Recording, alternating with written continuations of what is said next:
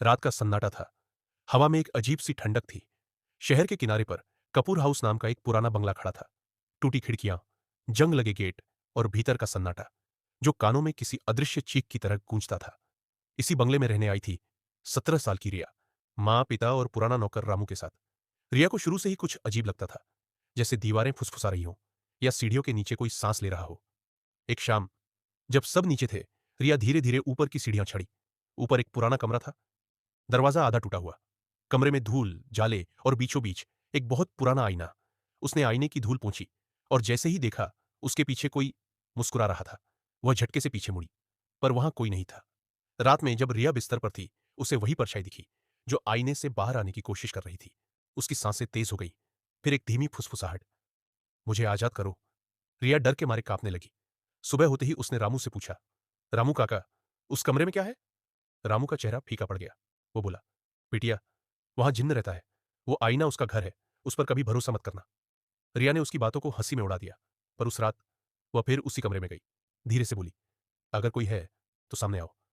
आईने में धुंध फैलने लगी। हवा ठंडी हो गई और अचानक आईने से एक काला धुआं निकला। वह धुआं एक रूप लेने लगा, एक लंबा गहरा चेहरा, नीली चमकती आंखें। वह बोला, मैं हूं जराकून, आईने का जिन्न।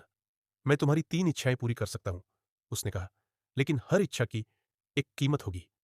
रिया कांपते हुए बोली, मेरी मां को ठीक कर दो। जराकुन ने आंखें बंद की। कमरे में नीली रोशनी फैली। नीचे से उसकी मां की हंसी सुनाई दी। रिया दौड़ी। मां सचमुच ठीक हो गई थी। पर तभी एक आवाज आई, पहली कीमत अदा हो गई। रिया की कलाई पर एक निशान जल उठा। अब डर कम, लालच ज्यादा था। उसने कहा, मेरी दूसरी इच्छा है बहुत सारा धन। अगले दिन पिता को एक जमीन के कागज मिले जो लाखों की निकली। घर में खुशी लौट आई। लेकिन रात को उसकी कलाई पर दो जल उठा और उसकी आंखें नीली हो गई। अब वह खुद भी बदल रही थी। उसकी मुस्कान ठंडी हो गई थी।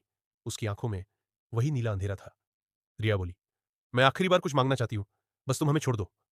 झरकुंद ने ठंडी हंसी हंसी, इसकी कीमत तुम्हारी आत्मा है। रिया चीखी, ले लो जो चाहिए, बस हमें छोड़ दो। आईना चमक उठा। हवा घूमने लगी और रिया की चीख हवा में गुम हो गई। सुबह उसकी मां कमरे में आई। रिया कहीं नहीं थी, सिर्फ आईना था। आईने में उसका चेहरा मुस्कुरा रहा था। लोग कहते हैं, अगर रात को कोई उस आईने में देखे तो एक लड़की नीली आंखों से मुस्कुराती है और उसके पीछे वही जिन्न खड़ा होता है। सालों बाद एक और परिवार उस बंगले में आया। उनकी बेटी अवनी को वही पुराना आईना मिला। उसने जब उसमें झांका, एक धीमी आवाज आई, मुझे आजाद करो।